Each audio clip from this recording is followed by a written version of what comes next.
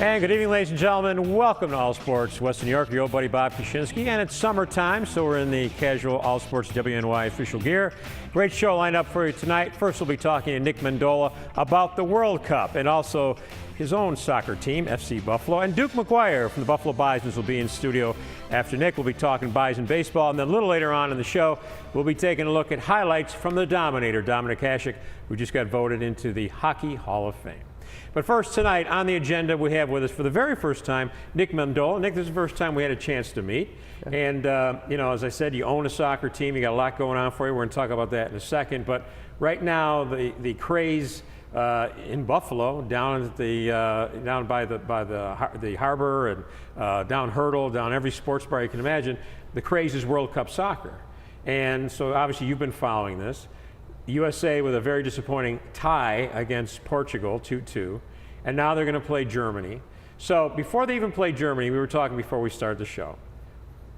Right now, you would consider the USA's play in just 2 games a success in World Cup 2014? Absolutely. If you think about the challenges associated with taking a team from, not the bottom, but the difference between the upper echelon teams in soccer versus that next level, and the U.S. has always been on the next level since the early 90s, is beating those elite teams.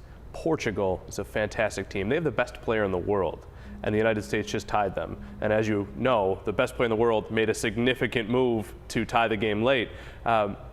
This is a new coach who left behind the best player in the history of American soccer from this team. He opted for a bit of a youth movement, and within 2 games, they've won against a team that knocked them out of the last 2 World Cups in Ghana and came within mere moments of beating Portugal, who has the best player in the world. So I would call it a success unless they lose 9-0 to Germany. Right. Now, this German team, and there's been a lot of talk, a lot of speculation that if both teams tie, they both advance. So there's been talk about would the coaches kind of wink, allow these teams to tie? What's your take on that? There's precedent for it. I've never understood how that happens. Anyone who's played any sort of sport, and for me it's not just soccer, it's hockey, it's baseball. It's hard to imagine how you would go about doing that. But there is precedent. Germany and Austria in 1982, they needed a certain outcome. That outcome happened. And to be fair, both these teams want to get through. Germany wins the group with a tie. So they don't want to tax their players. I consider them the best team in the tournament. They're certainly the best European team in the tournament. So the question becomes, what's the U.S.'s take? And Jurgen Klinsmann said famously and infamously before the tournament that he would, basically it was unrealistic to think the U.S. could play 7 of the game of their lives to win the tournament. And so for him, it's a bigger strike for him to upset Germany and to win the group than it would be to fall apart. And even if they lose, there's still a very strong chance they make it through. So I think what you'll see is the U.S. is going to come out firing. Germany will respond in kind with a massive amount of talent. But if it gets to the last half hour of the game and it's tied, you might see some substitutions, one player who comes in that makes you go, and that might be a signal between coaches like, all right, we gave this our best. Let's both go to the next round. So if the U.S. advances to the next round, though, they're going to have a pretty tough opponent because they're the second team coming out of that pool. Yeah, in that situation where there is a draw, they would take on Belgium in all likelihood. And Belgium is the dark horses of the tournament, which is absurd because they're loaded with talent. If they were to beat Germany, if they were to finish first in the group, they would get either Russia, the Korea Republic, or Algeria. They've beaten 2 of those teams within the last 4 years, and Russia, I consider them to be deeper than. So winning the group would not only be a boon for the United States to say we beat Germany, it might be a path into the Final Four. Wow. Now, I'm not a soccer guy, okay? But like everybody else, you get caught up in the excitement and it's USA, USA. Certainly Buffalo has demonstrated, you know, that there's a lot of soccer fans here who are following this. My son is a soccer fan because of Xbox. Sure. Because he loved playing the game on Xbox. He was a football player and the whole thing, but Xbox kind of turned him on. Is this every 4-year deal, or do you think there will actually be a growth in this country with the sport because of this current World Cup?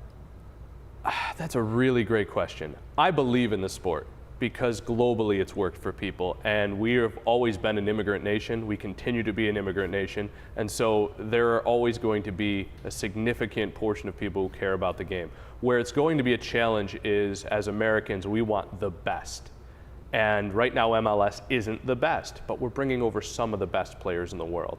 So what I believe you're going to see is a continued growth until we get to a point where David Beckham now owns a team in Miami. New York City is owned by the Yankees and Manchester City. So two of the biggest clubs in any sport in the world. They want to get rid of the salary cap, and when that happens, the best players will come here again. And as we saw, well, I didn't see, but as many of you guys saw in the 70s, that was crazy. With the Cosmos, I've read about it. I'm jealous to not have experienced that. There's precedent for the United States being a hotbed for soccer. And I can tell you just from seeing what I see, we started in the 80s. My co-owner at FC Buffalo always has a way of saying this. In the 80s, we were players who were playing for coaches who hadn't played. In 2014, we are youth players playing for coaches who played for coaches. And that means our players are better, the interest is more, and now with the TV rights, you can watch a game any time of day.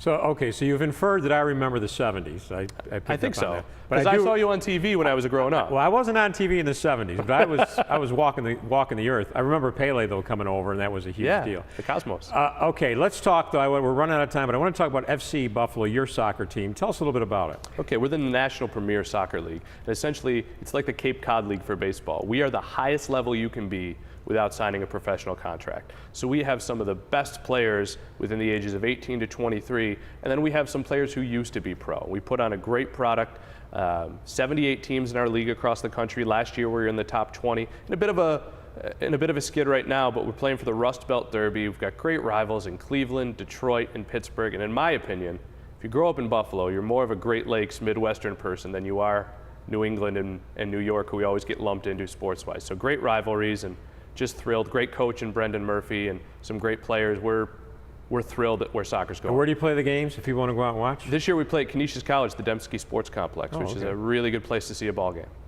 And we were talking before with Duke McGuire. Used to play at All High Stadium. Yeah, that was a real treat. We ran into some issues and negotiations with the city, but what a place to be too as well. So to have two venues like that in Buffalo shows just where we're going, and there may be more on the horizon.